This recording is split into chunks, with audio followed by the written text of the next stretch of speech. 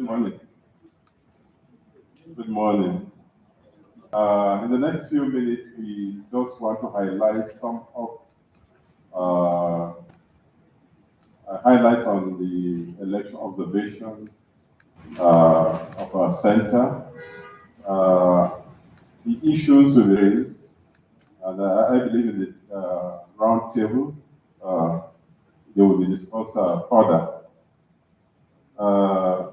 Its observation of conduct and behavior of political parties during the 2023 general election.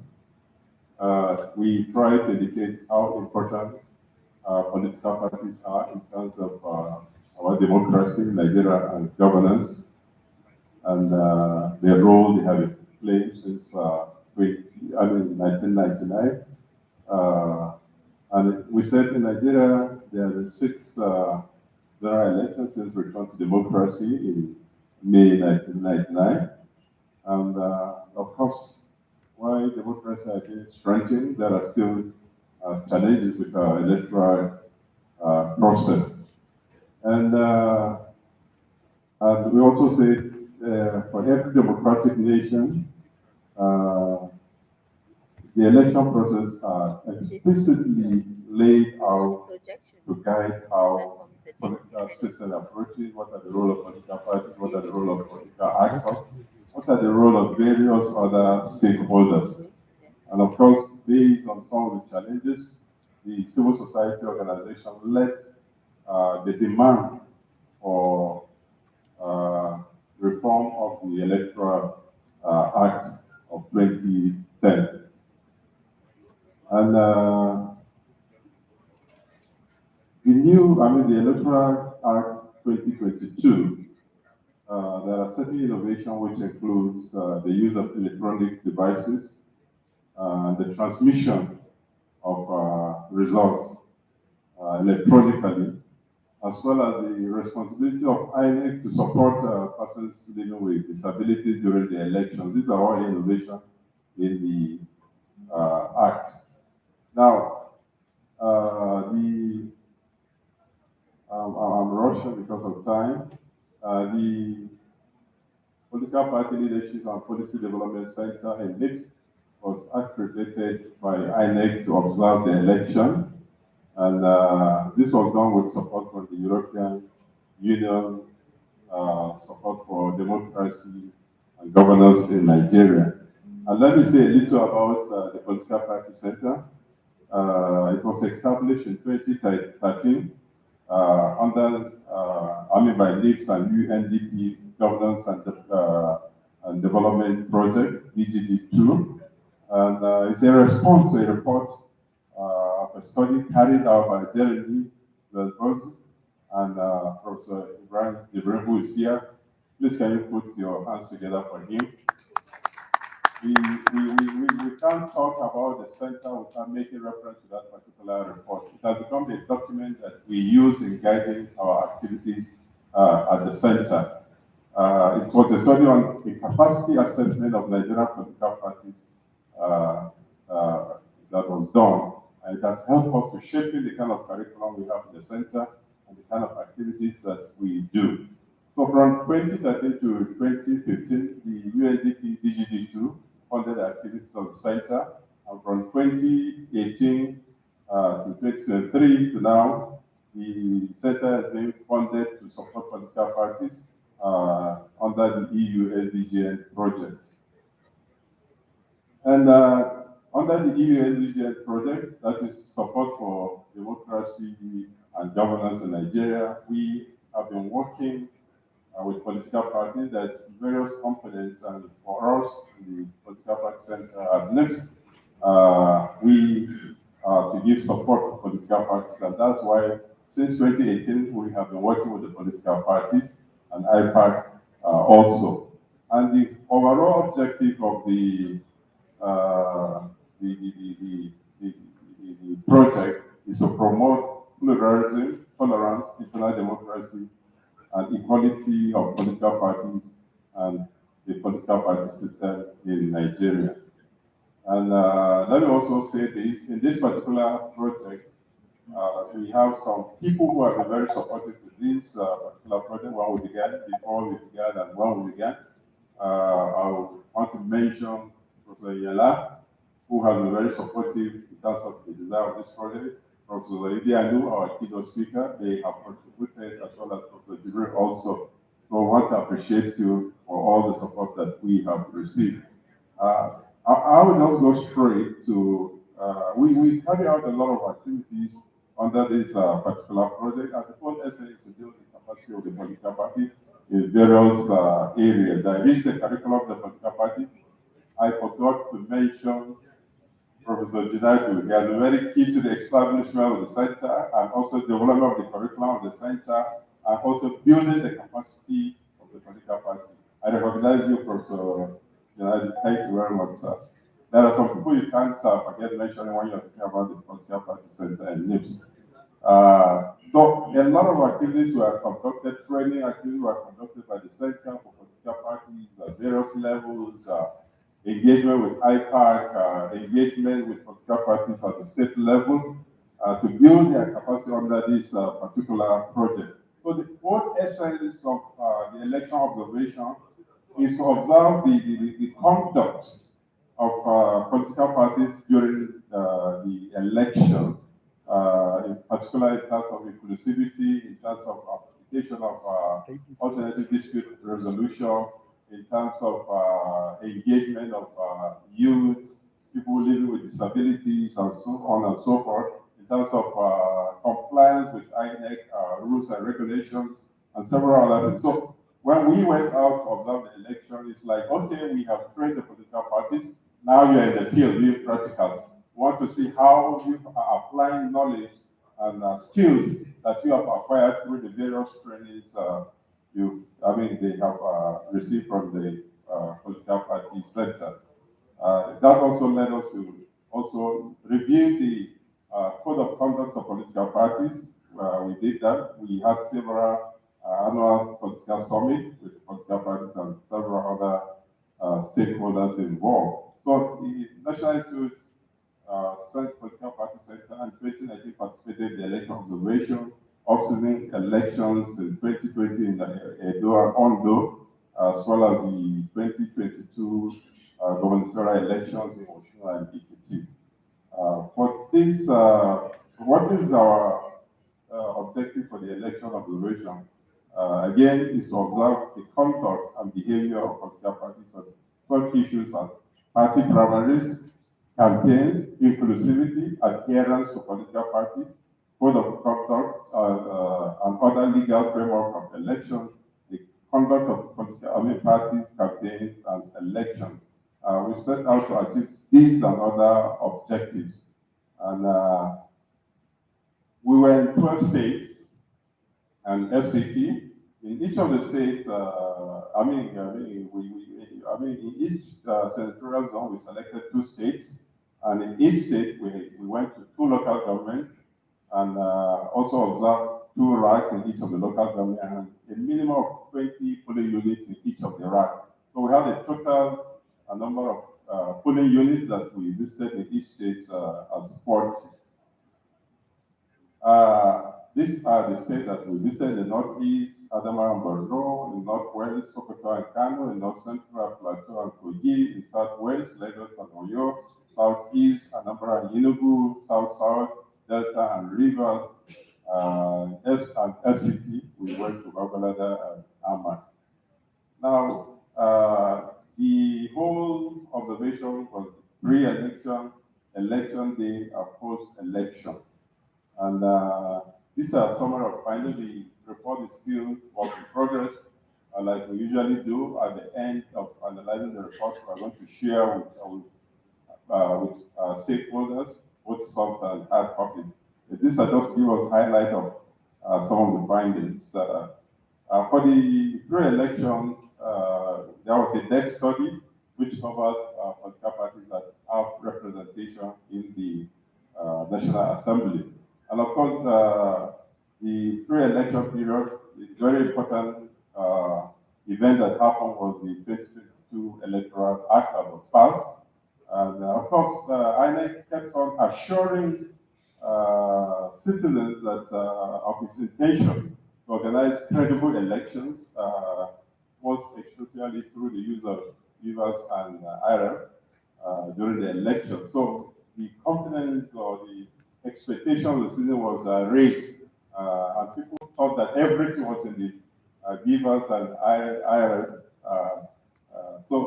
But even during the pre-election, we had challenges of state of insecurity across the whole country, issues of kidnapping, issues of insurgents, issues of bandits were all there.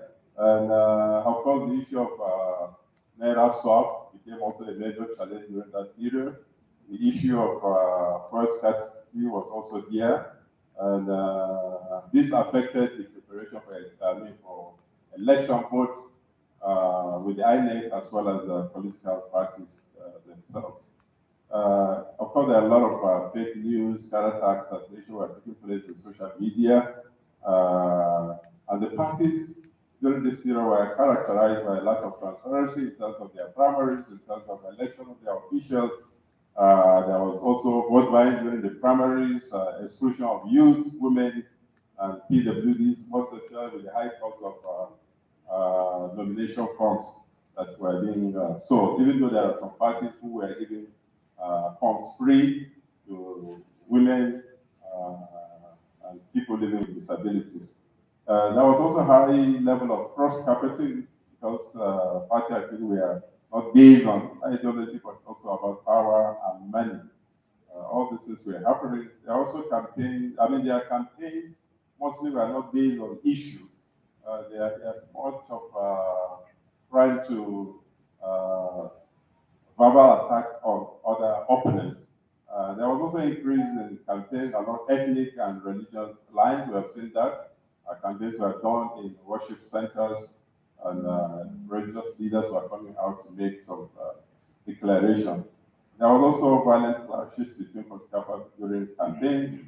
And of course, we also observed there was, in some cases, not adherence to the code of conduct of political parties, particularly in terms of peaceful conduct of behavior by political parties and political actors. And also we observed that the voter education was left much to the INEC and civil society organization. Yes, the political parties to some extent were doing, it became like the responsibilities of civil societies and INEC. We also declared that, and we also observed that the 18 political parties had no clear manifestos. Often it's very difficult to know exactly how a party wants to address security issues, how they want to address economic challenges, how they want to address issues of youth, unemployment, and the rest of them. And we also discovered that women, youth, and people living with disabilities were systematically excluded, first from the primary structure of the party, governance, and as well as candidates. We see later that about 36 PWDs contested for election, none was even elected. They were struggled to become candidates, but yet none was elected. There was also issue with internal party democracy and strict compliance to party rules and regulations. It remained a major challenge. There are disputes and any of the courts. IPAC, particularly, it remained a major structure for political party engagement as well as interaction with INEC. Even though there are times that they are divided on national issues, but IPAC still plays a very important role as a rallying or the platform for all political parties. There was also wide-ranging mobilization of citizens for election by civil society. We must commend the civil society, the media, the electronic media, the print media, social media, mobilizing the citizens, educating the citizens about the election. So they did very well in that area. In all the 12 states and FCTV states, political environment was relatively peaceful and calm, except for a few reported cases of violence.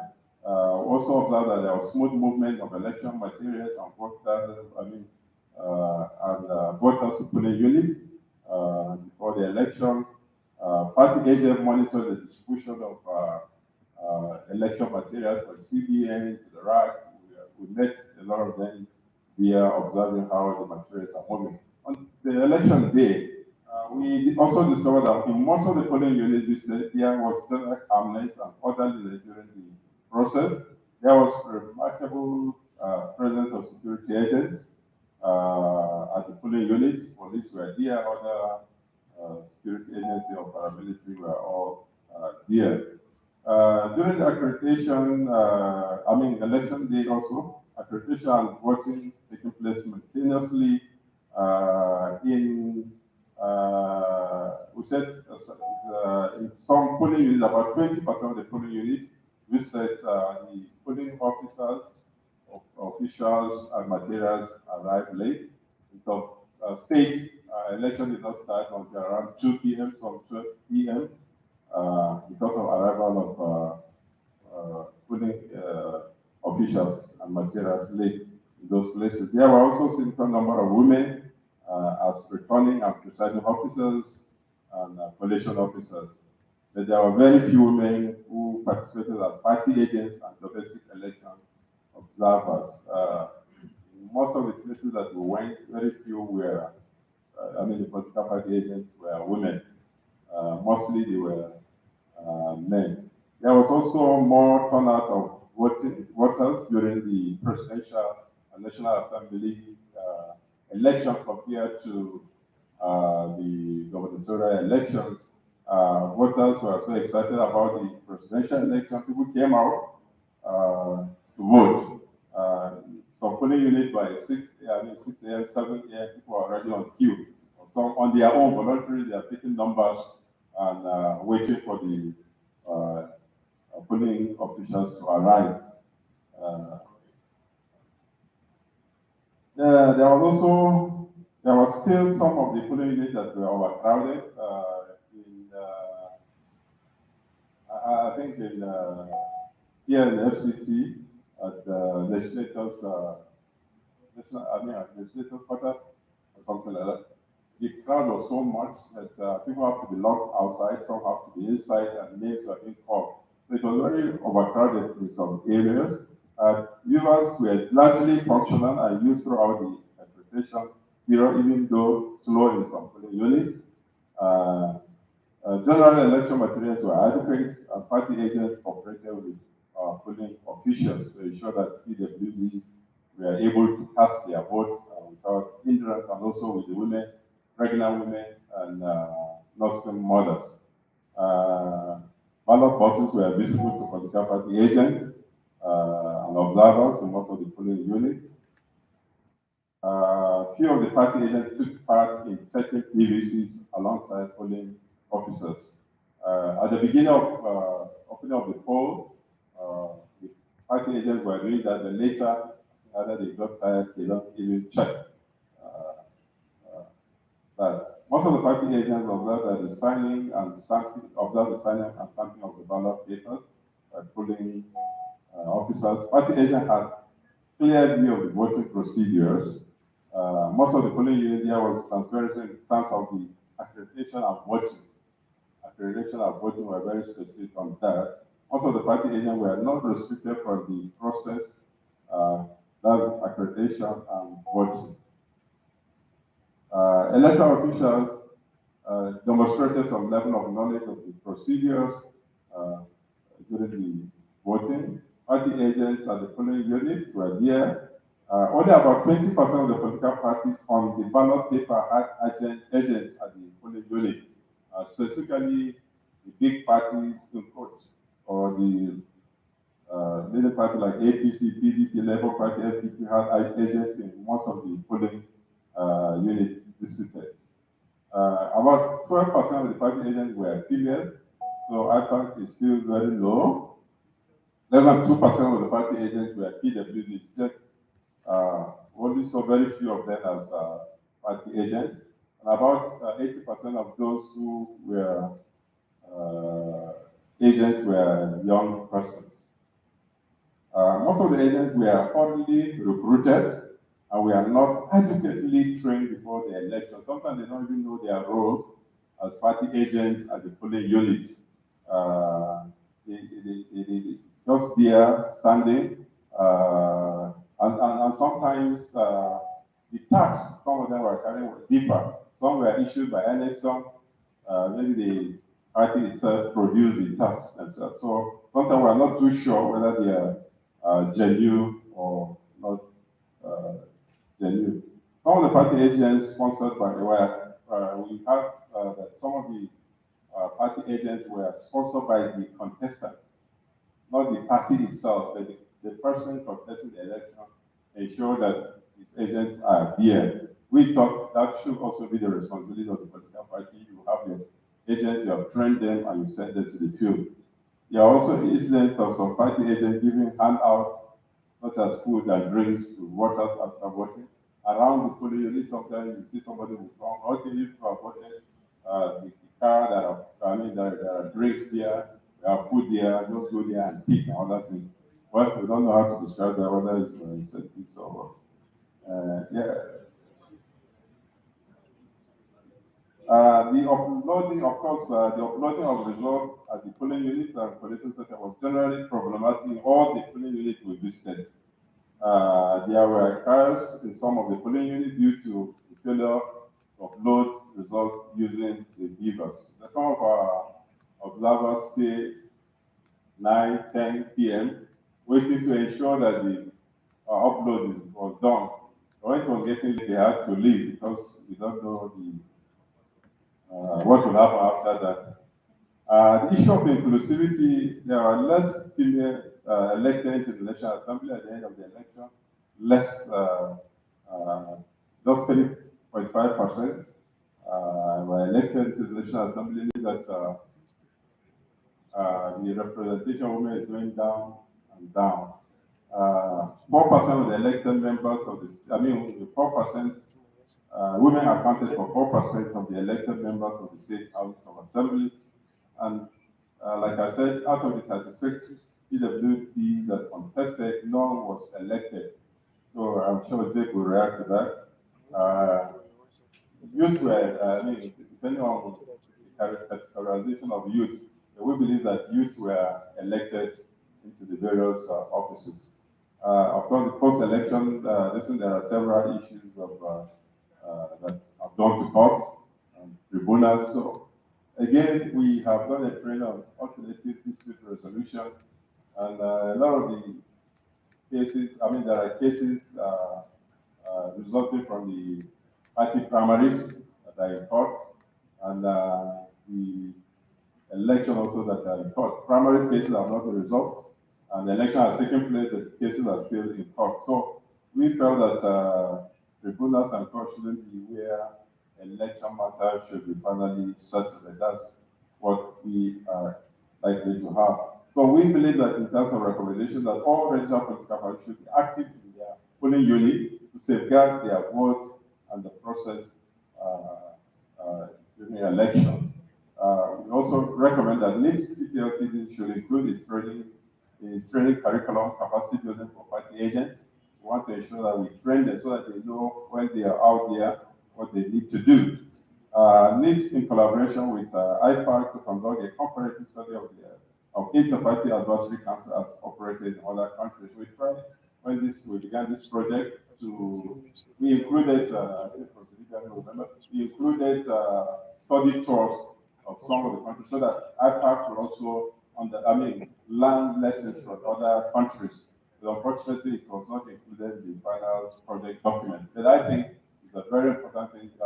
Some 2 years ago, we invited IPAC chairman from Sierra Leone, and he came to IPAC, our summit, and shared his experience with the political party. So we believe that that should be very important in terms of building the capacity of IPAC officials. Then we also recommend that this PPLPDC to extend its capacity building for IPAC and party functionaries to the state and local government level. We try to go down to the state and local government, and what we're to do with acres then, when we start calculating what will be spent, both acres and NIPSS, we didn't have the money to take the training down. But we strongly believe that with much funding we need to go to the state and the local government level to build the capacity of party leaders. Then IPAC should be strengthened to ensure that parties adhere strictly to the code of conduct of political parties. Again, IPAC is a voluntary organization. There is a code of conduct signed by all the political parties then. I think 91 political parties signed the document, and it's difficult to enforce it because of several challenges. So I think there's a need to strengthen IPAC so that it can enforce certain provisions of the code of conduct.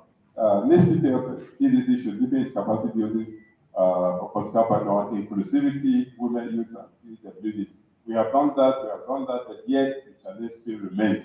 So what are the issues? How can we tackle this particular major challenge? You can't ignore a very significant portion of the population when it comes to the political process.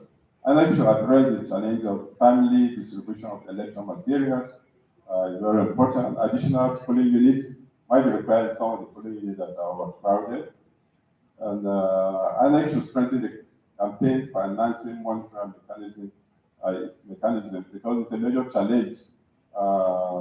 You have regulation of campaign spending, but INEC cannot monitor. There'll be a major challenge in that area.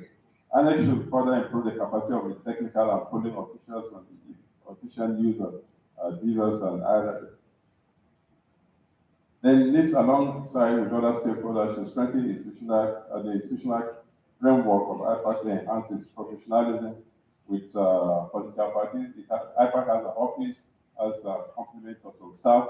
I think we need to support IPAC to be well established, both in terms of the professional in the office and the executive of IPAC. And also NIPSS should continue to strengthen the internal mechanism of political parties through capacity building in terms of alternative dispute resolution. We have done that, and I think we still need to do it more and more to help deal with the issue of internal party democracy challenges that is affecting the capacity of political parties.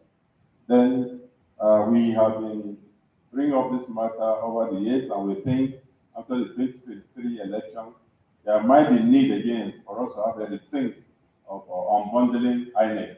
We have made this proposal, other people have made this proposal in the past, where you have a body who will be saddled with the responsibility of regulating, registering, monitoring, and evaluating and review of the status of political parties, while the other arm can be responsible for conducting elections. So these are issues that we think that we want to bring forth, that can also enhance the various roundtables that will be discussed. On that, I want to thank you for listening.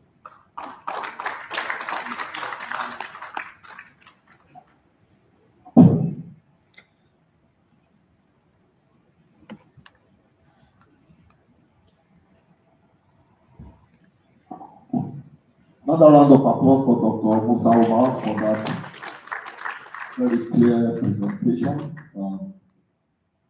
arising from NIPSS observation of the conduct of political parties during the 2023 general elections.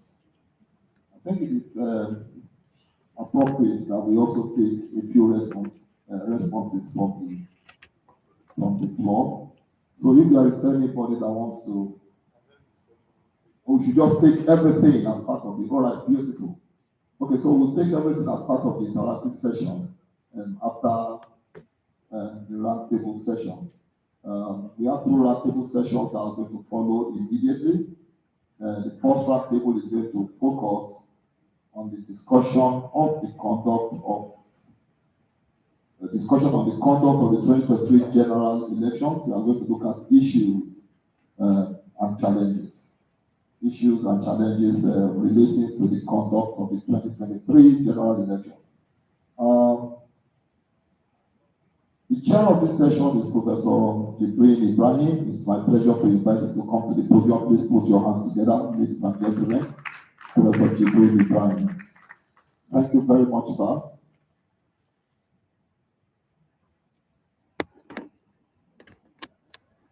It's better to use the podium and the staircase at the other end. You're welcome, sir. And then we'll have 6 discussants who will also be a part of this roundtable. Mr. Festus Okoye is not here, but we have. Okay, so the 4 people that will be discussants of this roundtable will include Dr. Akin Gulu. Can you please come forward, sir? Thank you very much. Dr. Akin Gulu is the Executive Director, Institute of Media and Society. You are welcome, sir. Please come forward. Come to the podium. Come to the podium. Thank you very much. You are welcome, sir. Can you please put your hands together for him? Thank you. And of course, what? Okay, all right.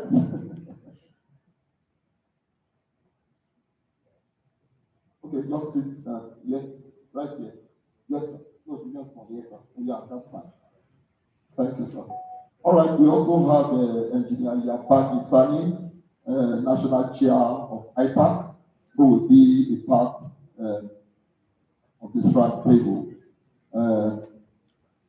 Engineer Yapagi Sani will sit very close to the chairman because I'm sure there will be some interaction going on even in the course of the presentations. Thank you very much. You're welcome, sir. And then we have Mr. Jake Epele. Jake Epele, Executive Director, TAP Africa. He will also be one of the discussants. Please put your hands together for him. Let's welcome him to the. Let's welcome him. You should put your hands together, please. Thank you. You're welcome, sir. All right. All right. You're welcome. Thank you very much.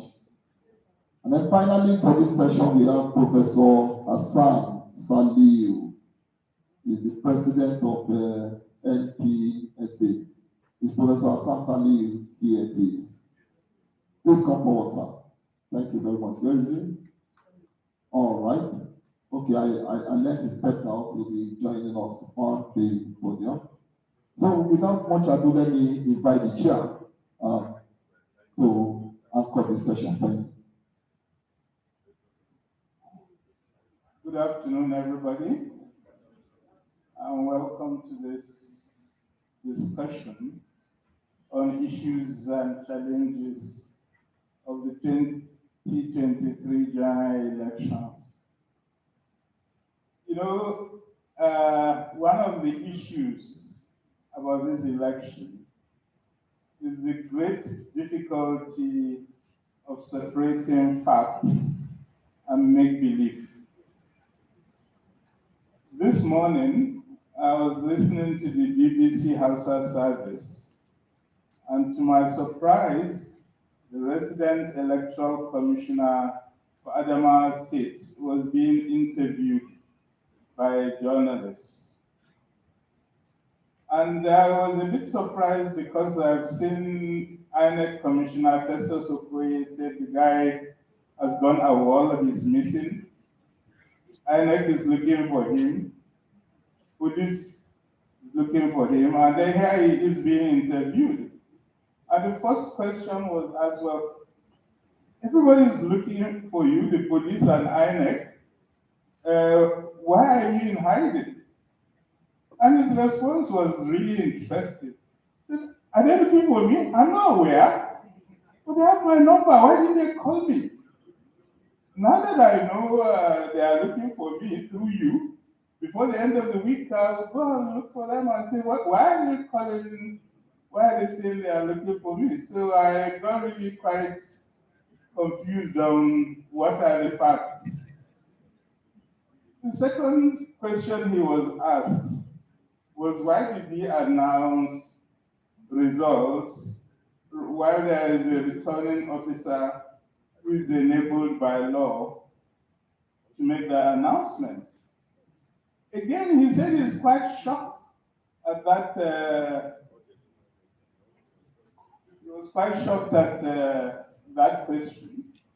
That he wishes people will read the law, then they will know that the resident electoral commissioner has full competence and powers on every aspect of the election in the state. That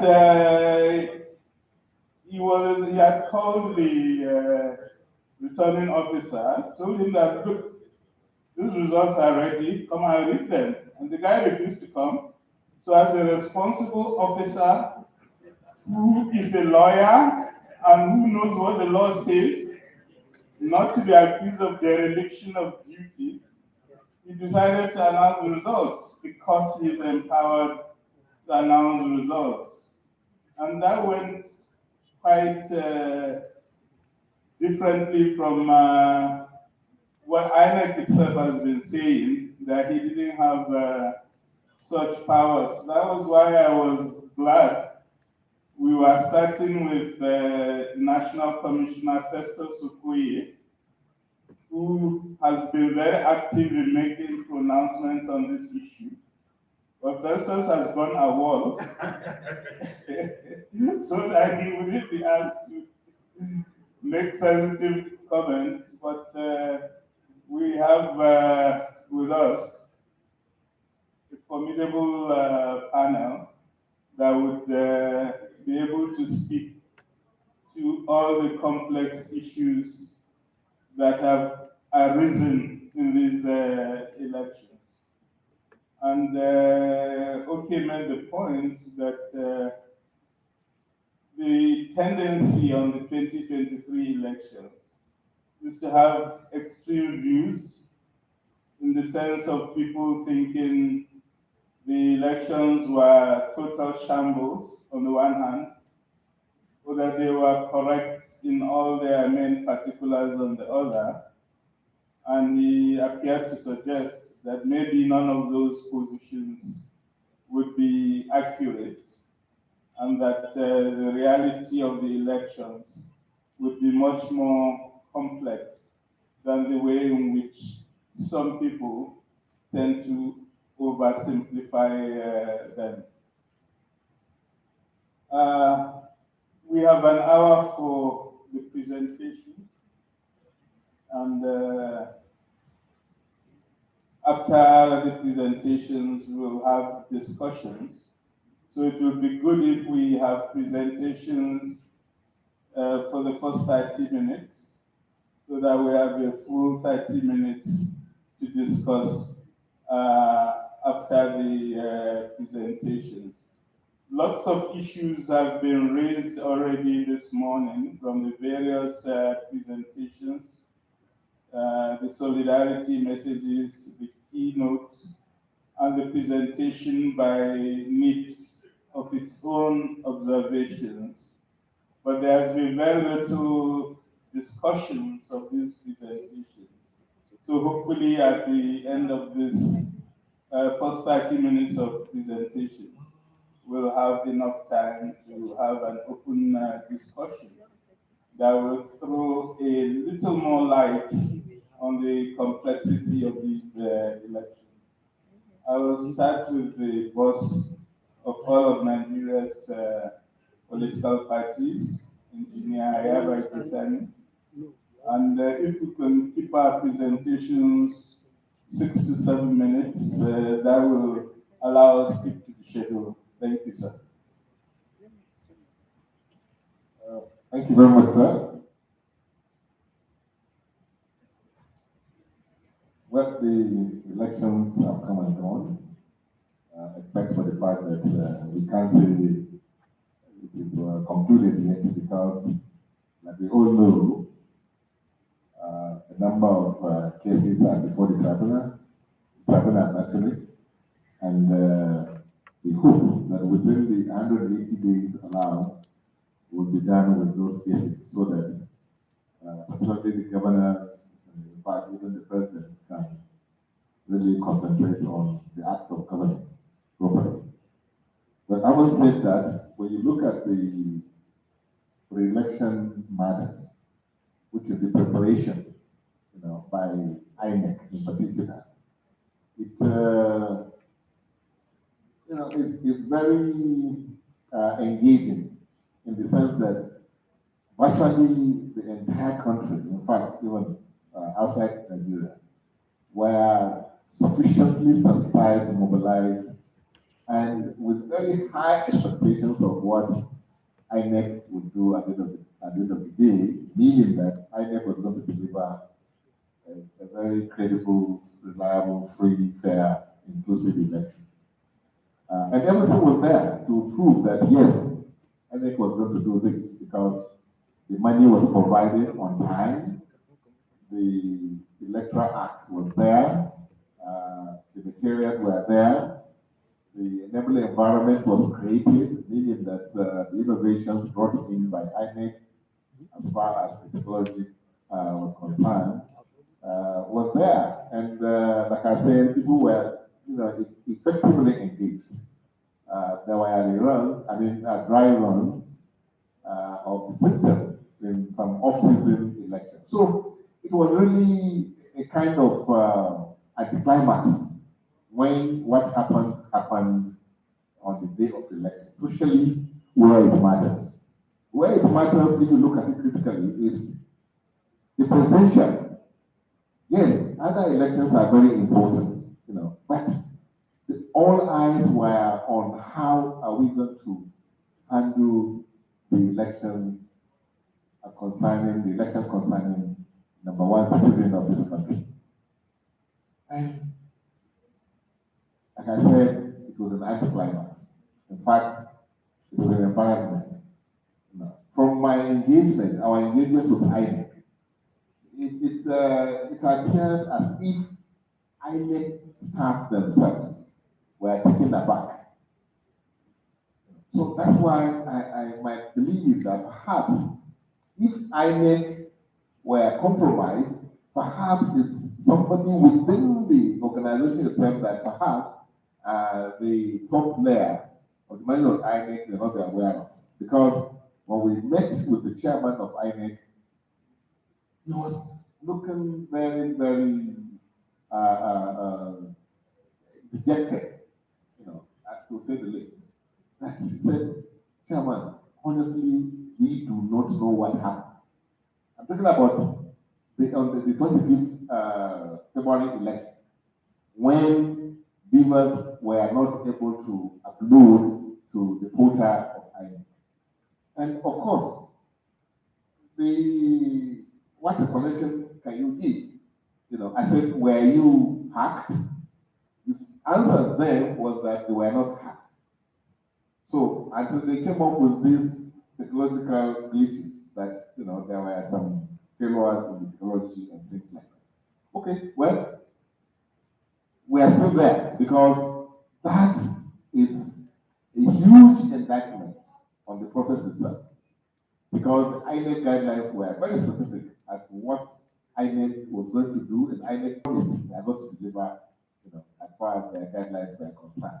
So I'm bringing this up because you cannot really talk about the credibility of this election without interrogating that particular incident, which is a historic failure as far as we are concerned in this country.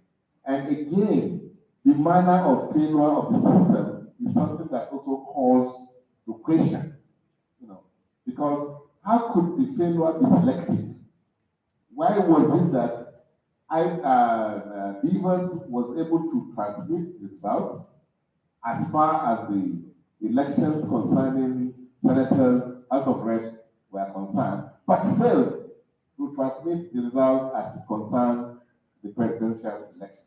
So this is something that Nigerians must come to terms with, that for future, perhaps we need to go beyond the technology. And people must be held to account. It's not enough that the technology just failed, we don't know what happened. No. If people were employed to supervise a process, there should be accountability. But again, when you take a look at the makeup of INEC itself as an organization, when they employ thousands of people that they don't even know their track record, that's just the hard work staff I'm talking about, that are employed by INEC. So that's why in the presentation here, when NIPSS was suggesting that INEC should be balkanized, meaning that you have an agency that concerns itself only with administration, monitoring, and other things about the party. And you have an agency that concentrates only on the issue of conducting elections. I think it's something that we must really seriously look into. You know, as political parties, people mentioned about the issue of agents. You see, when I was listening to the presentation, I said political parties should provide agents, not the contestants. I don't know how political parties are going to get the money, or where they are going to get the money. And the agents for over 170 something thousand polling units. You know, when you are going to pay perhaps maybe 2 agents in some cases, and you pay each one of them nothing less than 5,000 naira, you can imagine how much you are talking about. That runs into some billions of naira. So we have a challenge here as to how parties can really cope with the issue of agents, which have become very, very important in this scheme of things. The other aspect is, I've mentioned the appointment of the INEC superintendent, and that is the chairman to other officers. We talked about that already. So my contribution here is that now we know technology is not enough. Now we know assurances from the managers that are running elections is not enough. What should be enough is that people are held accountable. I think that is one thing that we must address. And again, the issue is this. After the elections, like what you have today happening, you go to court, which is what is provided in the law. You are up against an almost impossible task. Because in the first place, you don't have the resources to fight INEC. Because these elections, in all the cases, you are having a case against INEC, because INEC is the person that conducts the election.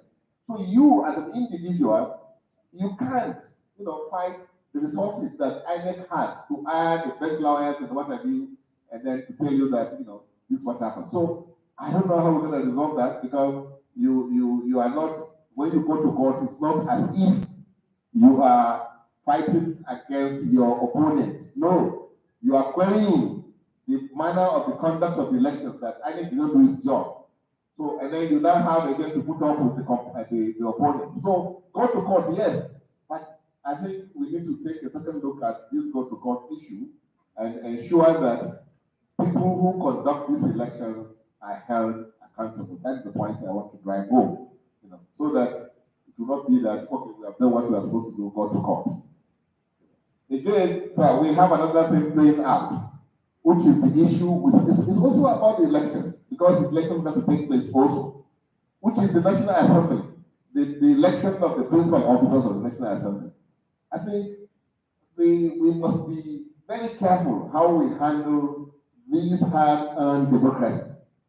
I don't think it will be the interest of this country to stretch some of these sentiments that are built into our democracy.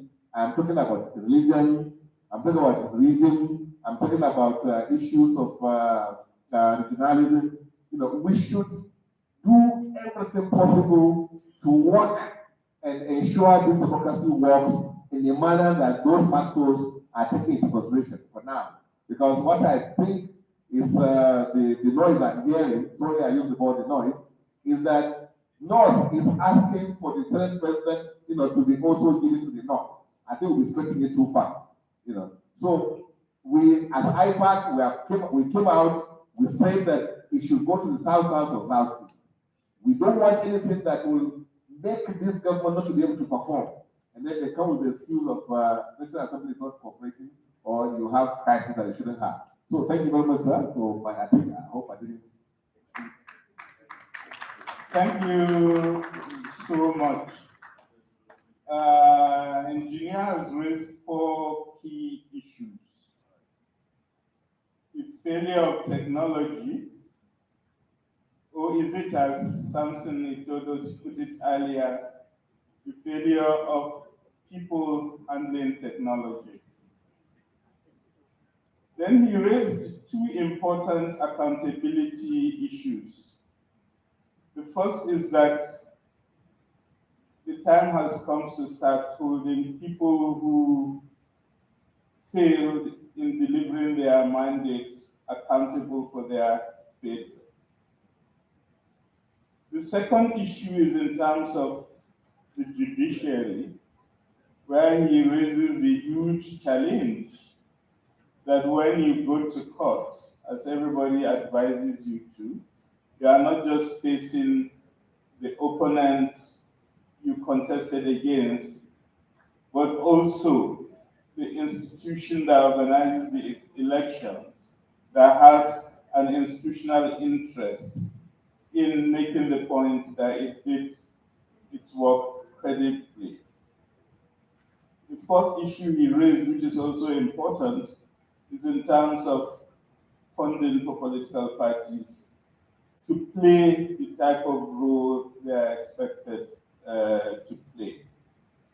We'll now go to Dr. Akim Bolu of the Institute for Media and Society, 6 to 7 minutes. Thank you, Mr. Chair. Tough one, but I'll try. Let me start by saying that the centrality of the role of the media in the electoral process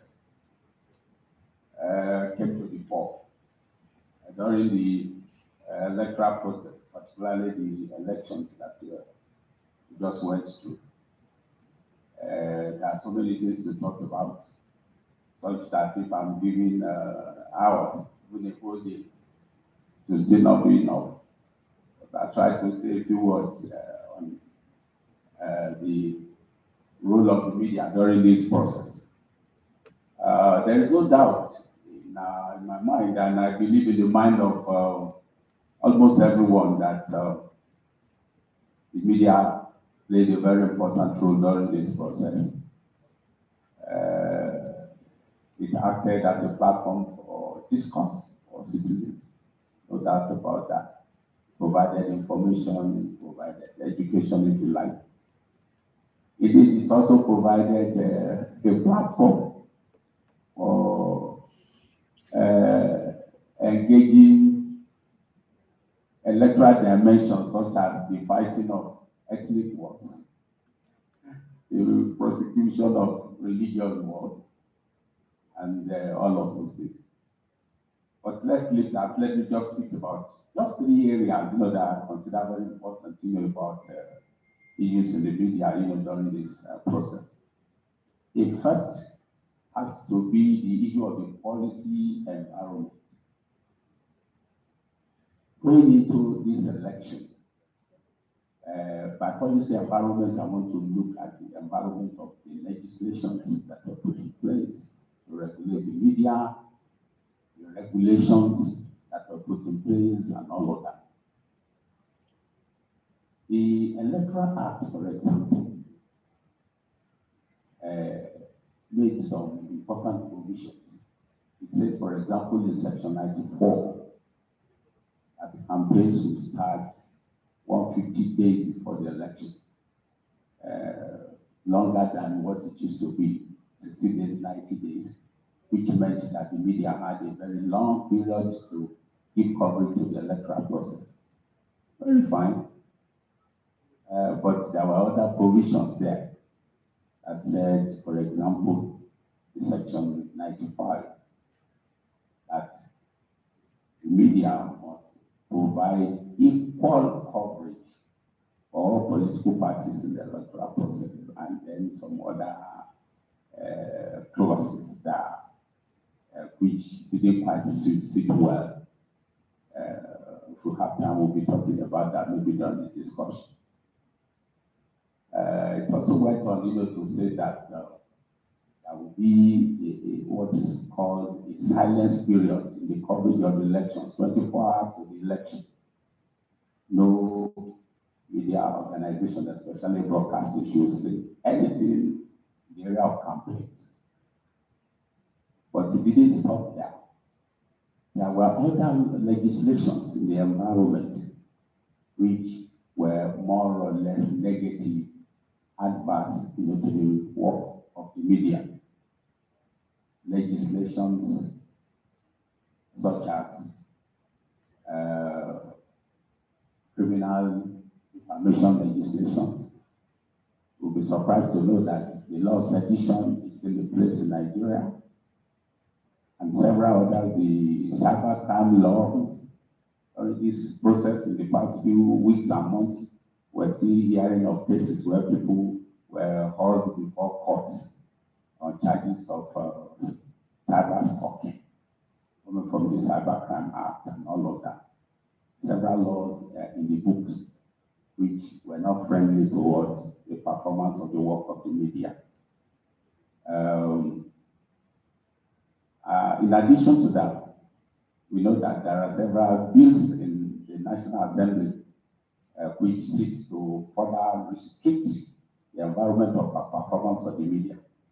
Some of them are still there now, and in the remaining 1 month or less than 1 month, we get to see that efforts are still being made to rush those bills through, bills which are not in the interest of the media.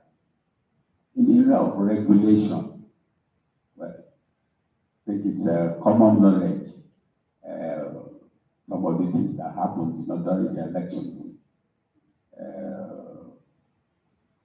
absence of what I'll call a level playing field, especially in the area of broadcasting regulation. And we could see that this came because mainly the broadcasting regulator was not independent. It's still a government agency. And so many of these decisions are not necessarily its own decisions. Section 6 of the law that established that organization says that a minister, the supervising minister, shall have the power to give any directive to that agency, and it is duty bound to comply. That provision is still there. Section 23 of that law says that the minister shall have the power to make regulations. So when you say the NBC is not following its broadcasting code or is not putting good provisions in the code, there is a law. There's a provision in this law that says higher power and make inputs into its regulation. And if you confront those powers, they might say to you, well, the law is our shepherd. The law says that we can interfere. Let me move away from there. So we saw what played out, and I'm sure stakeholders are not happy. Cases have gone to court over sanctions that were imposed by the NBC, and I know that many other actions are still being taken by civil society and other stakeholders. Let me talk quickly about the issue of ownership as it played out, especially when you talk of the traditional media and legacy media. It's been the practice that when elections are approaching in Nigeria, many people, especially those with partisan political interest, rush to set up newspapers. In the area of broadcasting, it has become more pronounced that you will find in the print media.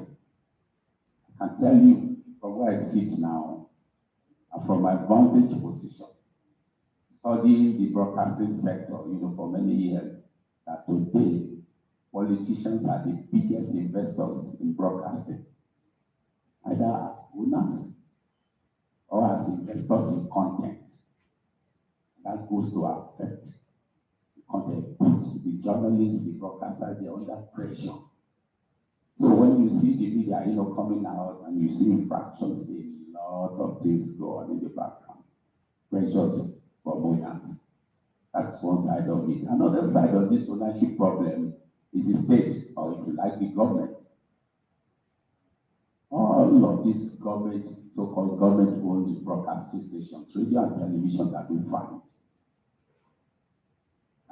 establishment laws that put censorship clauses in them, all from Radio Nigeria to NTA to Voice of Nigeria to APIA Broadcasting Corporation, Ondo Radio Vision, OSRC, Oshun, go to anywhere. Or which says censorship clauses that take away the editorial freedom of those who work there. So in a typical situation during an election, those who work there are unable to balance journalism the way they want to. So when you see them, trying, scoring a bit high, they have really tried. Yes, I will just round up there. On the field, which will be my final part, during these last elections, journalists faced so many problems, attacks, arrests by different kinds of actors, state actors, non-state actors, actors who did not want transparency of the process. In many cases, journalists were attacked and arrested. In some cases, they were prevented from having access to election activities, which was not the best. But you must put on record that INEC did a good job. It gave accreditation to thousands and thousands of journalists across the country to be able to cover this process. But then there were other forces on the field, waiting. Finally, I will propose law reform going forward. The Electoral Act, especially provisions that have to do with the media import and other laws, other legislations in the books. Regulation, yes. Independence of the NBC Act, independence of the regulator of NBC to be guaranteed in the legislation, and then the broadcasting codes to be reviewed. More transparency in licensing to ensure that politicians do not monopolize ownership of broadcasting outlets. And then issues on the field, that cases of attacks on journalists in the recent elections are investigated, and those found to have attacked journalists should be brought to book. And finally, a safeguard should be put in place to protect journalists in the coverage of elections in future. Thank you for giving me the floor. Thanks for taking us through the very important media environment, which determines the key communication issues around the elections, information, disinformation, unequal access by the political class, excessive powers of the minister, and the whole dynamics of the political class owning significant parts of media organs themselves. We'll go now to Jake, my good friend, who has been very active as a key advocate in the whole electoral process.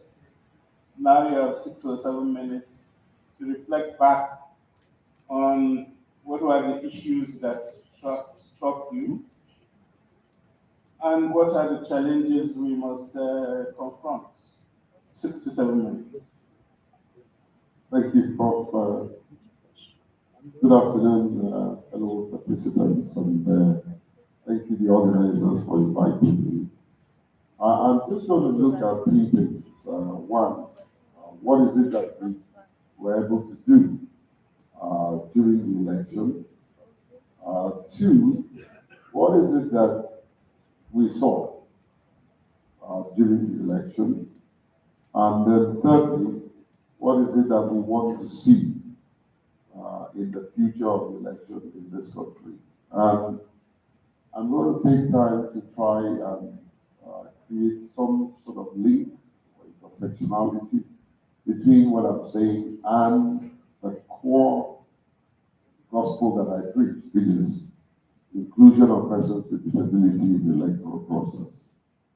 Number one, as an organization, we recognize the need to engage the community of persons with disability, knowing fully well the issue of voter apathy and the fact that many of them do not know what to do to get involved in the electoral process.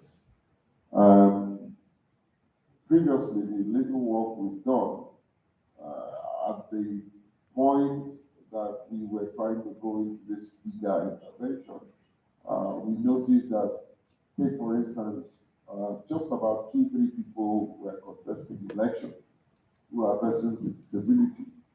We're glad that in 2023 we had over 6 persons who contested the election, and I'm also very proud to say that one of them, who is a governor-elect, is a person with albinism, and that's the gentleman from Akwa Ibom. The other thing was institutional support that we gave to institutions like INEC, ensuring that we work together as partners at various levels of intervention that will make it possible for them to drive inclusivity in the electoral process. We actually do have a presentation, but time will not allow me to go through that. The other one, which is a beautiful thing, was the intervention that around data, the intervention we gave driven by data science, taking the data of INEC and putting it in perspective and giving them the window to work with it. And finally, our media engagement.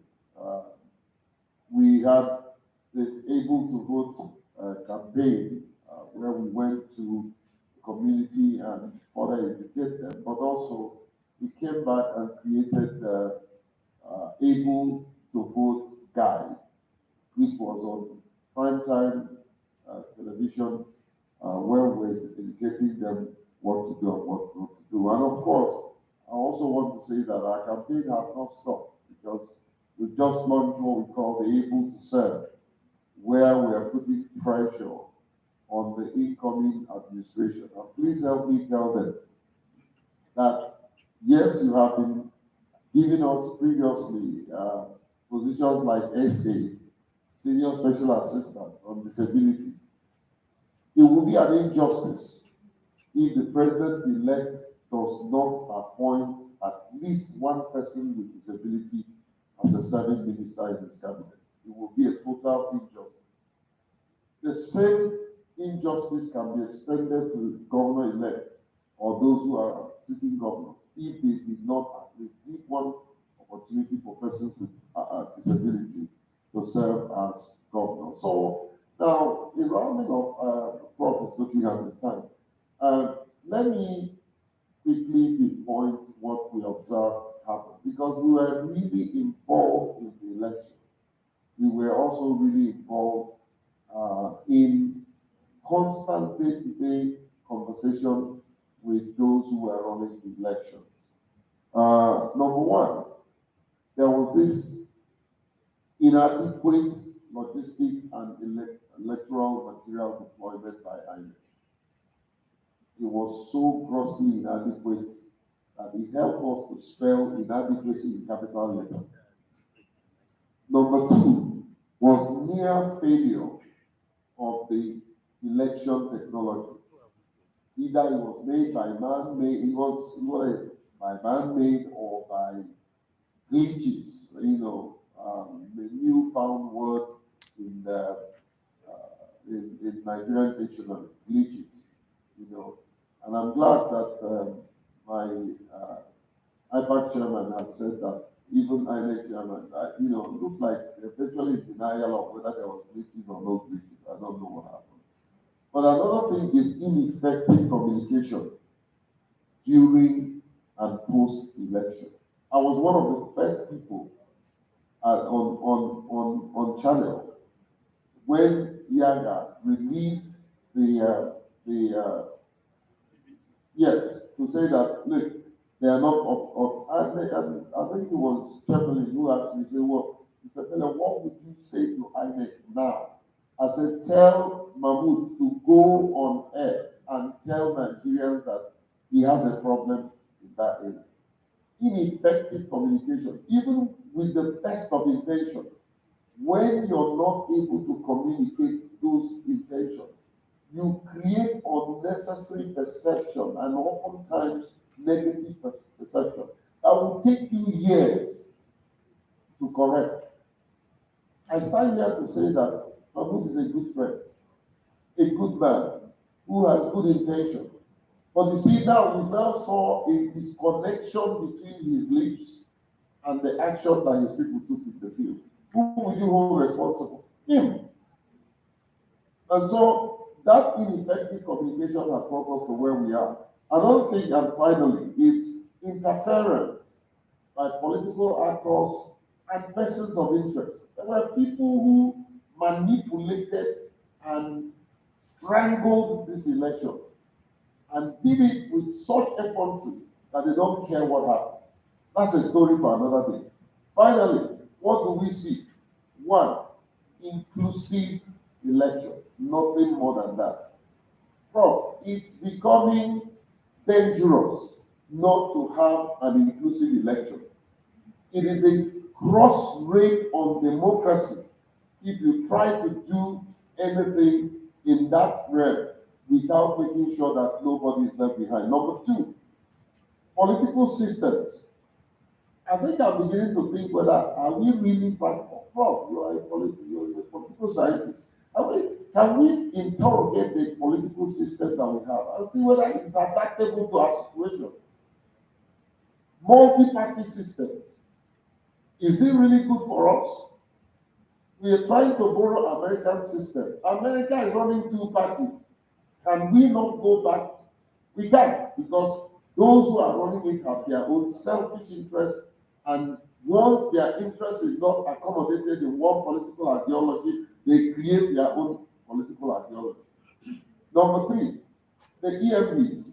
I believe that INEC should be unbundled. It's becoming too big to serve the purpose. INEC should be unbundled. The election managers, look at what they said. I was one of the people that said that these rates will rate this election. And it has happened. How would you appoint somebody who is a party carrying member and expect that he will not protect the interests of his party? How on earth would you appoint somebody that is openly corrupt and think that that person will not be corrupt? Can you imagine how, I think, sir, it's an insult by the rake of Adamawa, what he's saying to the general public. He should bury his head in shame. What he did, this generation will never forgive him. And yet he had the audacity to say they are not looking for him. It's either he's lying or INEC is lying. So finally, I think judicial reforms, because what they do is to tell you that I can do whatever I like, then the next race will go to court, knowing fully well that there's really nothing that will come out of the court. Ladies and gentlemen, all of us in this room today, we don't have any other country. Many of us walked away from green cards and becoming citizens of another country, because we believe in this country. You and I have a responsibility to ensure, one, that this country stays together. We are bigger than any political party or any presidential interest. We must stay together, fashion out how we will wriggle out of this quagmire. Nigeria is still possible to be a great nation that we all want it to be. I believe it, you should believe it, and we will see it. Thank you. Thank you, Mr. Ekele, for your commitment to inclusivity, your passion for Nigeria and for inclusive elections, and your castigation of corruption that has been a major stumbling block. We are now going to my boss, Hassan Sali, who is the president of the Nigerian Political Science Association. I'm one of his faithful members, and we now have the pleasure of getting his own view of the issues and challenges around the 2023 elections. And we'll be doing it from the background of the insight of a series of discussions he has been holding on the elections, where various political scientists have been making their own contributions on this topic. Samuel. Thank you, sir. Don't mind Professor Ibu. It's my Oga. It's my Oga. And he knows it. He was just pulling my leg. Well, going by the Constitution of Nigeria, I mean the 1999 Constitution, the only vehicle, the only route one can take to becoming anything politically, the platform of political parties. Therefore, I'm going to focus my contribution on the role of political parties. Like Professor Juba said, the association, that's Nigeria Political Science Association, they are running a series of elections to have all the perspective. Indeed, the sixth edition will be meeting this Friday. Yeah, soon. I invite all of us to join, especially the political parties that are here.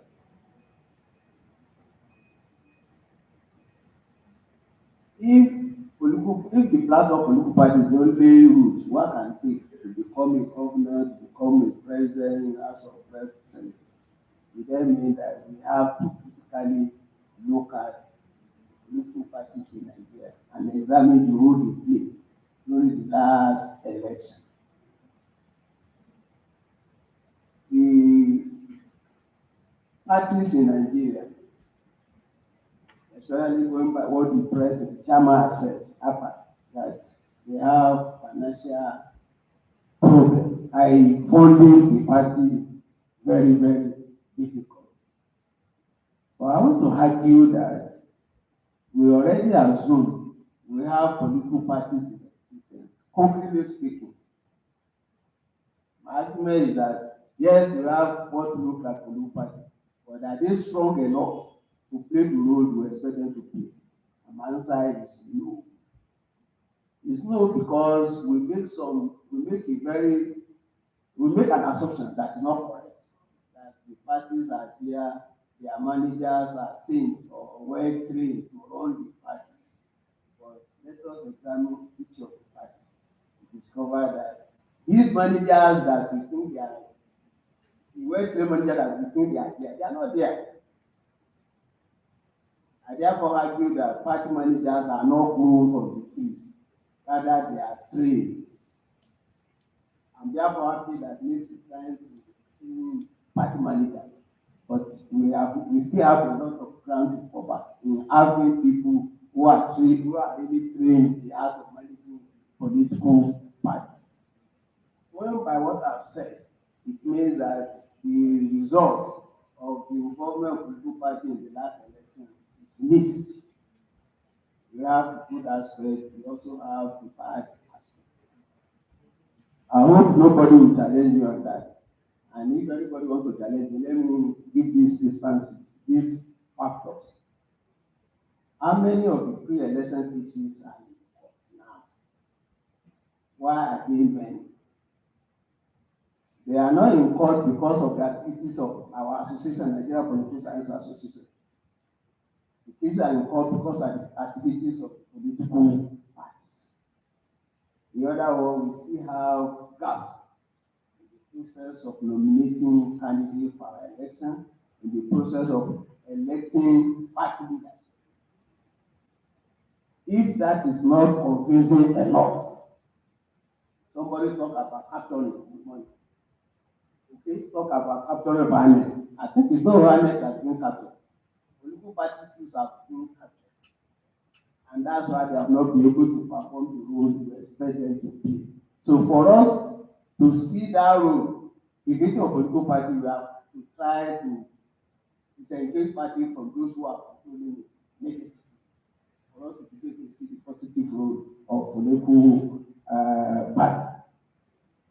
Some of us want to blame ANEC for the low turnout.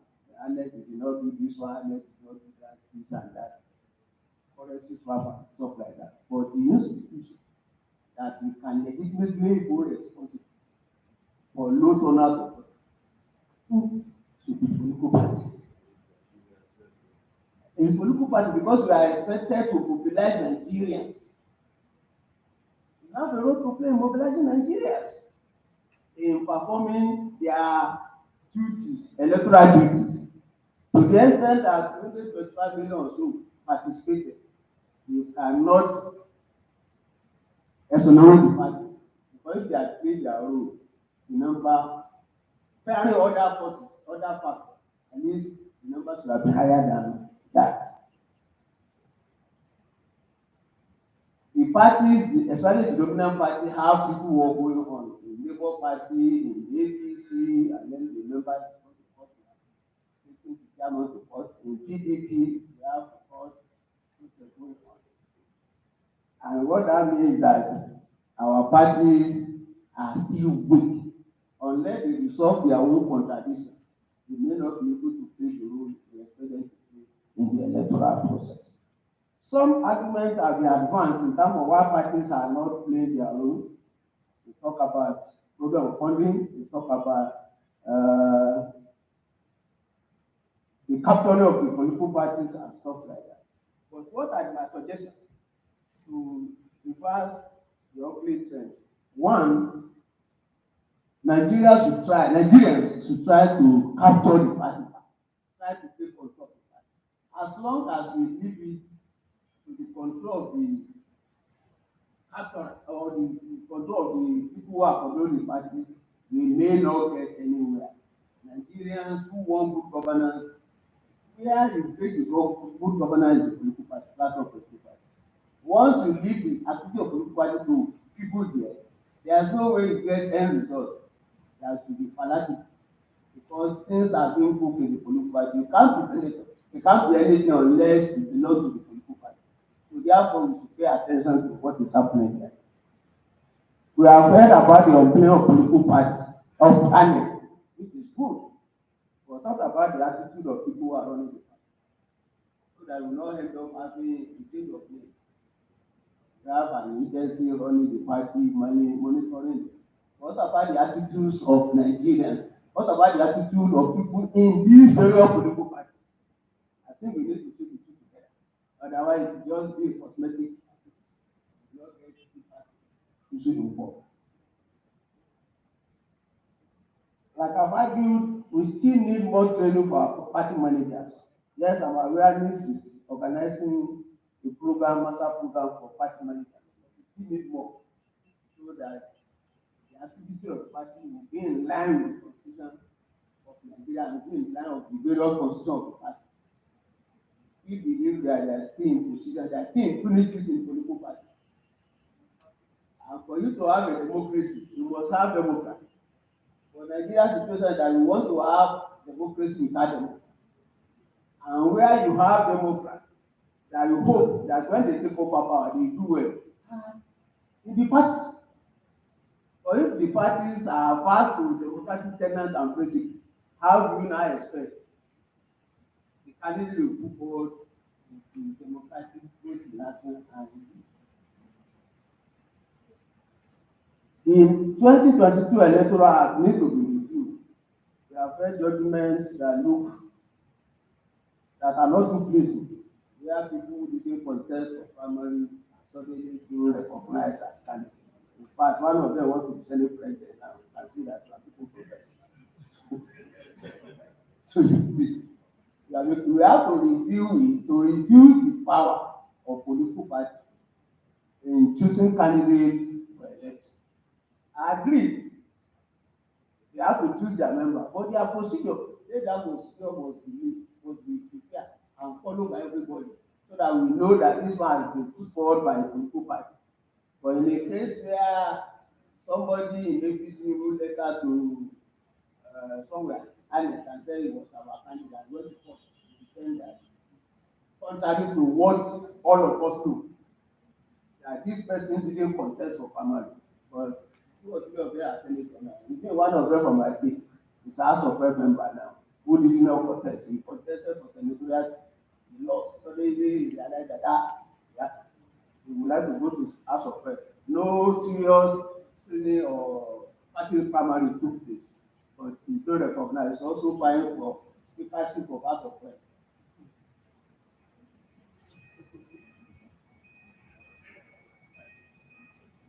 Let me help by bring back this issue. The parties have talked about lack of funds and stuff like that. And I remember sometime in the past, we used to fund political parties. Can we not put the idea back on the table and re-examine it? Because the role the parties are expected to play should be national in nature, should be something that will do for the betterment of the country. So if you can fund some other agencies, why can't you devise a way of funding political parties? How to go about it? I don't know, but I'm just praying that I can put it on the table so that we can discuss it. Mr. Chairman, I think I want to talk about it. Thank you. Let me tell you the story of the most interesting issue in the election in Kano State, which, as we all know, is the most important state in the country. The issue in Kano for the 4 years leading into the election was the 2019 general election was determined by thugs. It was inconclusive, and the ruling party recruited massive thugs that invaded the polling units, took over the electoral process, and produced the winner they wanted. So for 4 years, the debate in Kano was, will thugs determine the 2023 elections? The answer is no, they couldn't determine the 2023 elections. Because while it's easy to recruit 800 thugs to determine supplementary elections, for general elections, you just wouldn't be able to hire enough thugs because they are required in every state anyway, and there was an attempt to recruit thugs from Chad and Niger, but they just couldn't get enough. So thugs didn't determine the 2023 elections in Kano. The reality of the elections was that it was very peaceful in over 90% of the polling units. However, in one constituency, Chidumwada constituency, the member for the House of Reps was able to recruit sufficient thugs to make the difference in the elections, committed arson, committed murder against the party he was against, and successfully won. INEC Council reconducted the elections. Again, he was able to determine the outcome. Google 2023 elections in Kano. The first 100 things that will come up was violence in Dogwa Tudumada constituency. That's the story of the 2023 election. But is that really the story of that election in Kano? Okay, now we go straight to a general discussion about issues and challenges in the elections. We need somebody to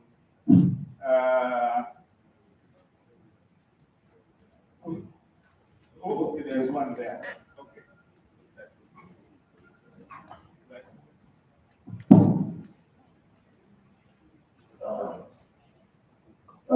Good afternoon, all. The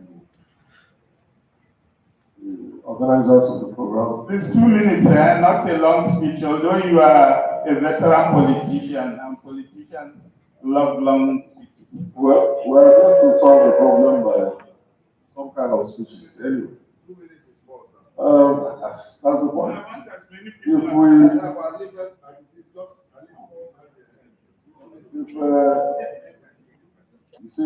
comes to political parties, you go produce us a lot. National chairman of the party wants to contribute, make an insight in what is happening in the country to say 2 minutes. If we reverse protocol, 1 minute will have gone before I finish. So, but that's why we have all listened, and the myriad of problems in the system. We are all part of the problem. We are all part of the problem. We have contributed one way or the other. Now we go.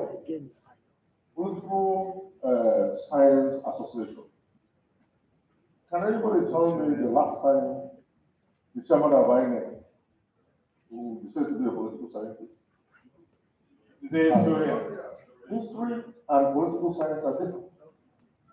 That history should be part. I think there's a microphone as well.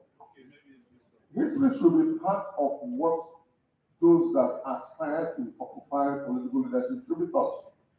And that goes to my point. There may be need to start a kind of training program for those that want to aspire to political office.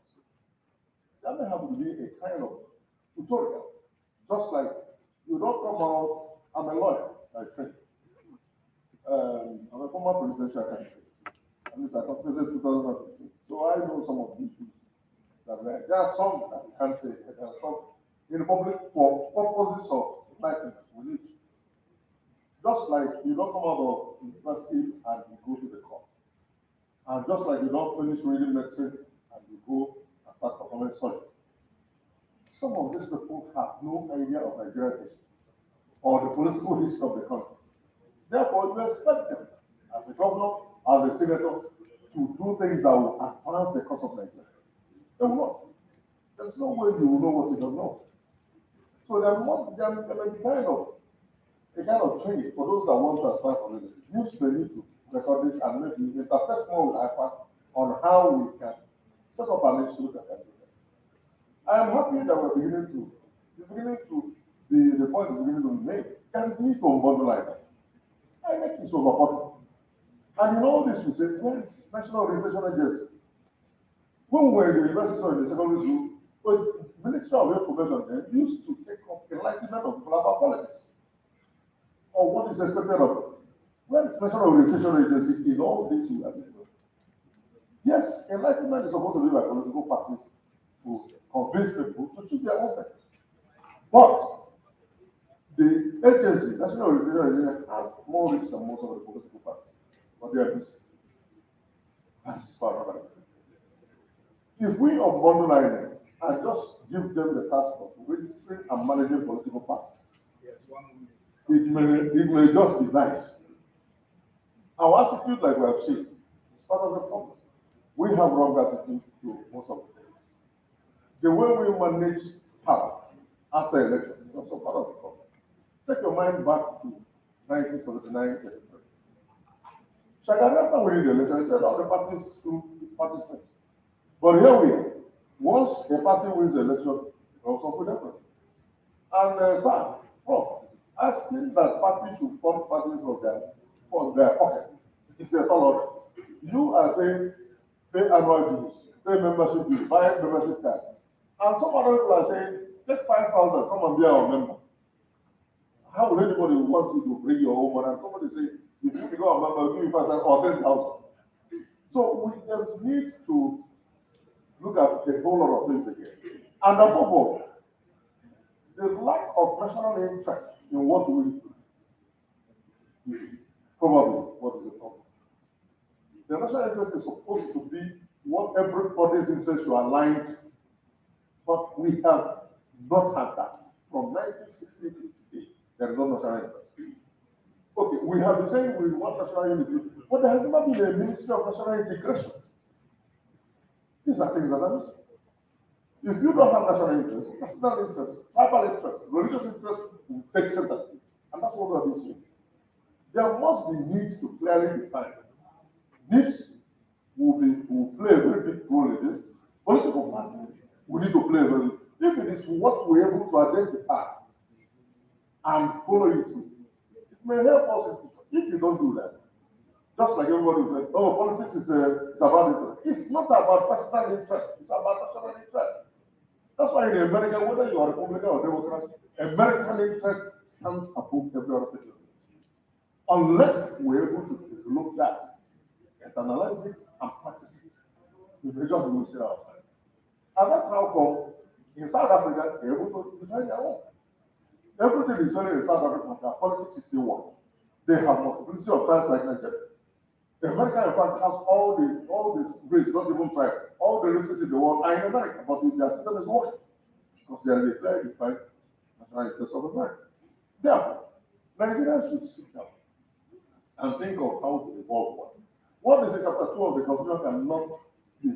It is too unwieldy, it is too voluminous to be said to be a better. It's something that can be defined like we have maybe first number of our national anthem, for instance. It's something that is supposed to be a paragraph that will clearly define where Nigeria stands on everything. Political parties' interests will be defined, aligned to it. Personal interests will be aligned to it. Otherwise, first, powerful people will always take political parties, put it in their pocket and walk out. The same way they will now come to government and say, I'm everybody, and walk away with government. Now we are talking about capturing Nigeria. The country is about to be captured too. Because there is no national interest. So personal interest are the things we are seeing. So I thank you for listening to me. That's very much.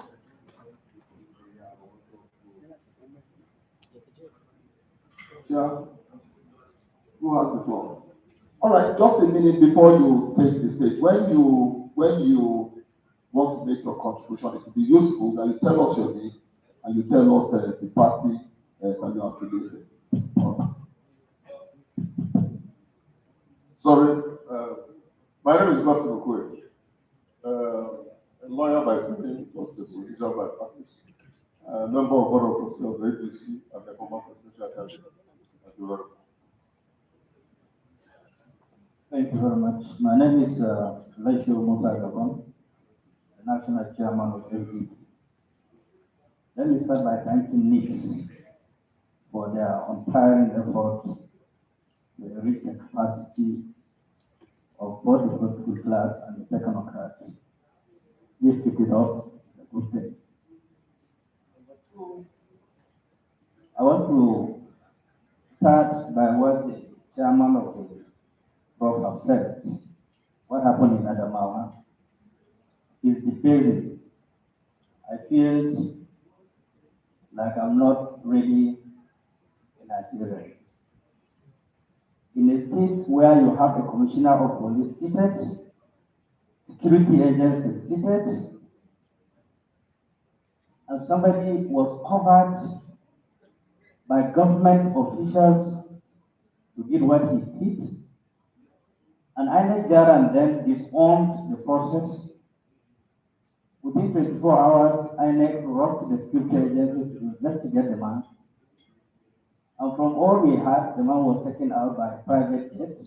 His location is unknown. INEC also mentioned his location is unknown. But we saw a letter here waiting for IG, try to justify what he did. And from unknown location, and the chairman just mentioned today he had him with BBC. This is a big shame. And I don't think this is a country that wants to move forward for now. So the Nigerians deserve apology from both INEC and security agencies. This kind of rascality cannot continue if we are to organize a decent society where no are prepared. Secondly, the use of beaver system is something that we are all committed to. And I must thank all the political parties for their commitment in marketing beavers. We are all over media supporting beaver operations with our own funds. There was no single fund given to parties by INEC to promote beavers. But we believe that it's part of our commitment as citizens to ensure that the system functions. It turned out to be like a movie, where most of the beavers were not used, vandalized, snatched away. Like what the IPAC chairman has said. We were at INEC. when the crisis was ongoing. We were there up till 1 a.m. trying to find a solution and also to correct INEC or to make our observation based on what happened during the presidential election. And INEC pledged that they will take correction, they will do the right thing. They haven't seen the right thing. We are all victims of this conspiracy. But as a party, we did everything that we could. Every appearance all party leaders did is out of their own pocket. We are not being funded by anybody. Thirdly, sir, the issue of litigation, like the average chairman has said. What is going on currently, if you want to go and file a petition, you must deposit 1 million naira. You must deposit 1 million naira if you want to go and file a petition. And if you want to get a document, certified document from INEC, you also have to pay. I don't know if people are aware of this. So actually, everything you are looking from the institution that regulate political party, you have to pay. And this is the same institution that take away some subventions that are made for political parties, recommended not to be paid again. So I believe if we have to have a robust political party that will have some level of capacity to impact positively in terms of marketing issues and ideas, then we must face reality and do away with some of the negativities that have affected the process.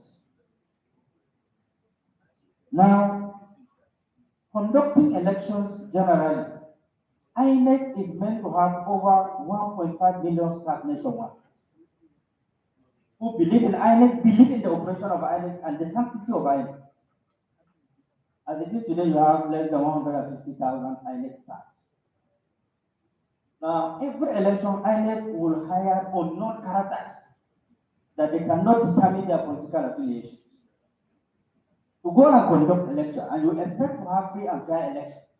It's not a miracle. It cannot happen. And they are being funded by the federal government by public funds. So if the federal government is committed to free and fair election, they should be able to fund INEC to employ staff that believe in INEC and believe in the transparency of the process. The Adama rank officer was brought in 6 months to the election. Government officials recommended him, and they know his antecedents. The records are there. This same man was recommended. INEC commissioners were recommended by presidents who knows their line of loyalty and political interest. And how do you expect to have free and fair election when government has fixated interest in the process? Why should we continue deceiving ourselves? It's not possible because the foundation is faulty. We must look at this thing passionately, like when my brother said, we don't have any other country except Nigeria. And we must defend Nigeria at all costs. So leaders that have been appointed to do fair, or to be fair and just to the process must be held accountable to it. INEC admitted that there was a sabotage. So if there was sabotage, who was responsible for the sabotage? And what have they done about it? We haven't heard that some of them have been taken to court for prosecution. We've not had any official arrest so far. And the kind of fraud that have happened in this election, it has never happened in the history of Nigeria before. I was privileged to be part of the entire process effectively from 1999. I participated from the highest decision-making. So we must tell ourselves the truth. You know, the problem of Nigeria is always story presentation. But Nigeria never had leaders that have the will to take tough decisions. That is the problem we're having. Professor Mahmoud has no capacity to conduct election, free and fair election in Nigeria because he doesn't have personnel that are committed to INEC, that are committed to the process. And there was no training to that effect. The polling unit agents were completely at the mercy of that. And then INEC is being funded to do that, to do sensitization. National Orientation Agency cannot be found anywhere. During military regime, it's called Musa. They are virtually in every community, sensitizing Nigeria on the policy or decisions of government. Where is it today? And they are being funded. National Orientation is being funded. What are they doing? INEC parties can take that responsibility, but not at their own cost because they don't have the money, they don't have public funds. Apart from PDP and APC that have free money from governors, senators, and members, parties have to struggle to keep paying salaries per month. So how do you expect them to play a greater role in terms of determining even 100 naira membership card? People find it difficult to pay. So maybe this is part of the survey that NIPSS and others need to study because the poverty level, the weaponization of poverty is unprecedented in Nigeria. So if you want to unbundle INEC, I support it 100%. And then the election should be designed on zonal basis. So the excuse of not having a manpower or security agency for that election will not be there.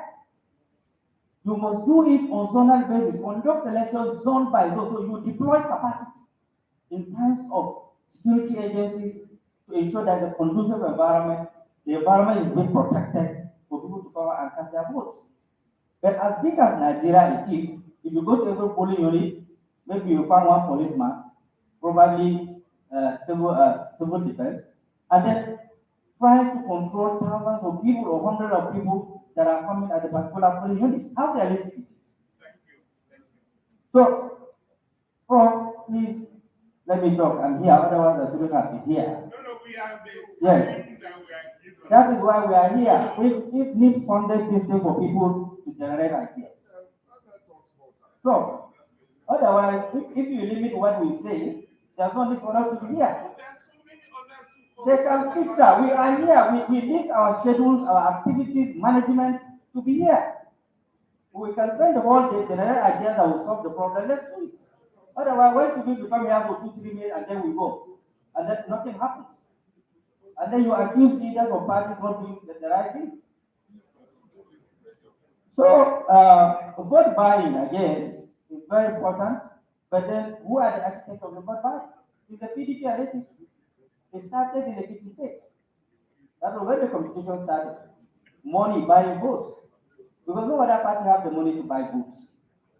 So those who started the vote buying that have turned to a nightmare, have disrupted our electoral process, should be more responsible. Finally, when you take your case to court, INEC goes against you. INEC filed a defense to protect the institution of INEC, not looking at the merit of the issue. So if this continues, there's no way people can continue to go to court, and then you continue to look for money, billions of naira, the way the system is being corrupted, to protect those that have gone to court. So the judiciary must play a very critical role to defend an ordinary man that is suffering from injustice. Otherwise, you cannot solve the problem.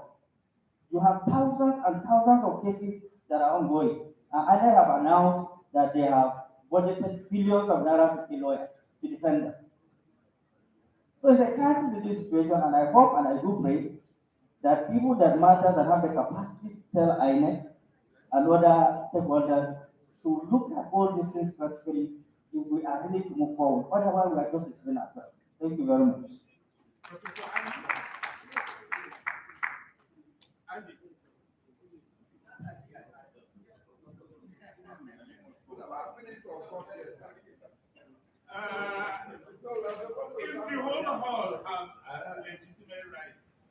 Thank you very much, Mr. Chairman. You know, I have this feeling that we are not appreciating enough the work that has been done during this 2023 election. For example, the presidential candidates were not sufficiently grilled in the campaigns about their intentions for the country. For example, no pressure was put on them, apart from generalities about what they would do. We have this of problems, economic infrastructure, and importantly, the issue of international affairs where the world is today. None of the candidates was, in fact, it's like Nigeria is off the planet and there was no particular concern. And you know, before the election, NPS organized a roundtable. At that roundtable, we were briefed about what INEC was, and we commended the efforts of INEC. In fact, we appreciated the fact that the members of the public, the electorate was encouraged again and again. We were encouraged to go and collect PVC. Apart from other technical administrative efforts that INEC put in, all these have not been appreciated. Now, that NPSA conference made one critical observation, and that was that there was huge trust deficit in Nigeria. And it was published actually in the newspaper to communicate that irrespective of what INEC was doing, there was huge trust deficit among Nigerians about government institutions and particularly about INEC. And so the attention must be paid by INEC to the feeling and thinking of Nigerians. You will agree with me that this election was probably the most temperamental in our history of this fourth republic. So much sentiment. And there was huge fear that there was going to be a kind of huge crisis as a result of it. Somehow, the election, the point the president, the chairman made about Kano, illustrates the point I'm trying to make. That the media and most of us, we concentrate on the negatives about this 2023 election. And I believe so many positive developments emerged. For example, for the first time, politicians were disgraced. This was the first time president could not deliver his state. Party chairman could not deliver his state. Director general of the ruling party could not deliver his state. 7 governors trying to retire into the Senate could not go to Senate. And so many other interesting. Another aspect, another dimension was the issue of violence. It is on record and recognized that this is the most peaceful election in this fourth republic. Not the president, the chairman was observing that in Kano, over 90% of the election voting units were peaceful.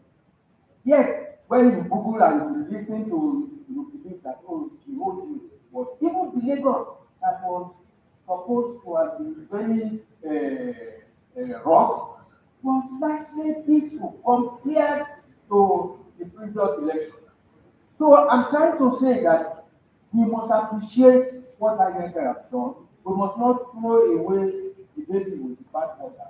Of course, there are inadequacies, of personnel. The last speaker was pointing out that many of the people could not trust them. This is a human agency. And I thought there are to be inadequacies here and there. But largely, we must look at what was achieved. For the first time, we had an election that was conducted in an atmosphere that was almost revolutionary. People say, oh, the youth God or the youth enthusiasm for change. Yes, but not just the youth. The Nigerian electorate was eager for change, and it was largely reflected in the voting pattern and what happened, and the results that we can observe in the states, in the presidential elections, and in the National Assembly election. So please let us appreciate what was achieved and note that our institutions can improve. And this election clearly demonstrates this is the freest, if you allow me to use the term, election. Not that it's free of problems here and there, but that it was relatively free in terms of what we used to have. Thank you. On the right here, my neighbor, since we are sitting together here, you have the privilege.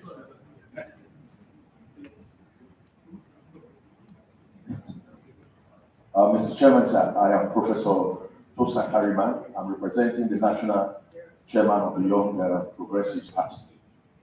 Mr. Chairman, sir, with very, very serious, profound respect. There has been in this country a little too much pragmatism, a little too much hypocrisy, a little too much a little too much patchwork, a little too much ineptitude and covering up of modern institutions. I want to take some exceptions here to some of the issues because Professor Oke made a statement a little while ago that the dominant opinions among some of our discussions have been characterized by extremities, and it's even very evident in our discussions here. I know the Adamawa Rec personally. We have taught in the same school, and just for some time because he was invited and he came to teach there. And I can say one thing about him. I can say just one thing about him, and that is a student bought credit unit card for him, 20,000 naira, just because he guided him and was advising him on certain things to do with his work. And then I saw him call that student to sit down and told him, look, our job here is to ensure we're able to create a thoroughfare for you to go ahead and become who you want to be in this establishment. And he returned the entire credit back to him and all of that. That's the much I know about him. What must have forced him into what he did is an aspect we must begin to understand in the context of the Nigerian situation. We can't be using the American civilized, what we call the conception of civilization in America, to define our customs and traditions. Professor Riskuba invited me to be involved in the Kano as a presiding officer in the Kano election, and I told him pointedly that I'm involved with the political party. How many of us can be as transparent and as clear as that? We saw an election handled by INEC where presiding officers had their own separate loyalties, and they were determined to ensure that everything is done in the perspective of that loyalties. Now, within the context of INEC, we have seen elements of engagement and substantialism. We have seen all of those elements expressed there. For example, my party won clearly in the Ikono federal constituency by over 5,000 votes. We won clearly. Up to this very moment, as we speak to you, INEC has refused to let PDP know that PDP was defeated in the federal constituency. We did the election again, we defeated them and expanded our lead. Up to now, we have not been able to have that results announced. So my context in our discussion is this. I am thinking that INEC's expectation for the presidential election did not go the way it went. Because if it went the way it went, I am not sure the present president-elect would have been the person they would have declared. Because everything was just in place to topsy-turvy the entire process. So I'm beginning to really wonder what is INEC's interest in the whole context. Why I must comment some aspects, some elements of its operation, especially the one that affected my own state, Delta, where the 16 years institutionalization of corruption was stampeded and thrown out by the way INEC conducted that election. I am asking INEC to look at these other specific areas of engagement, especially the federal constituency, where it has an obliged interest. That interest has to be challenged, that interest has to be confronted, that interest has to be dismantled. Thank you very much, Mr. Chairman. We must know the results behind there. We must know the results of the Ikono federal constituency. Thank you very much. My name is Dr. Alex Nyanga, MNI. First of all, I want to first of all look at the report of NIPSS concerning the election. And incidentally, I'm a graduate of NIPSS, so I know the style of writing in NIPSS. And in the paper they presented, they made some recommendations. But part of the tradition in NIPSS is that when you make some recommendations, you must prepare strategies. And what we call implementation strategies for those recommendations. So I hope maybe when NIPSS lives here for Kuru, they would add the implementation strategies for those recommendations. Having noted that, sir, I want to, about 2 or 3 weeks ago, we had a forum like this, and I had calls to begin to look at the structure of election timetable by INEC. And I said that that structure is disabled and it has capacity, to influence the thought of men. And my thinking is emanating from the philosophy of bandwagonism, or what is called herd mentality. And because of herd mentality, in the sense that where the presidential election is held first, certainly the direction of voting will go towards that area. And it's proved. So I'm suggesting, sir, that INEC has to look at, or the National Assembly, they have to still look at the structure, of the election. It should come bottom up, not top down, especially because of the so-called smaller political parties.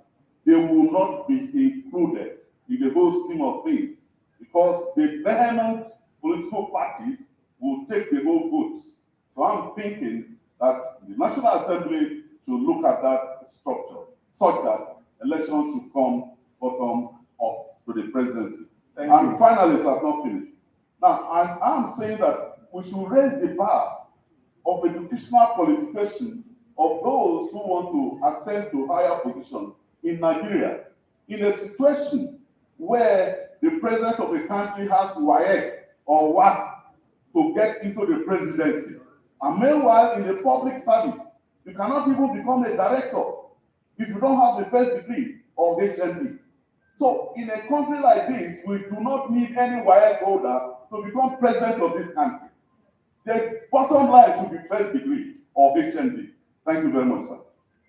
Actually, you don't even need WAEC to contest for politics. I've been informed my mandate is finished, that we'll go straight into panel 2. After panel 2 presentation, the general discussion will continue. I love power, but I've been told to clear out of this place and invite the next panelist. Thank you very much, Bob. Please put your hands together for this wonderful panel that we just had. We do know that everybody wants to make a contribution, and we appreciate your passion, your commitment to the growth and development of our nation, but we also recognize the need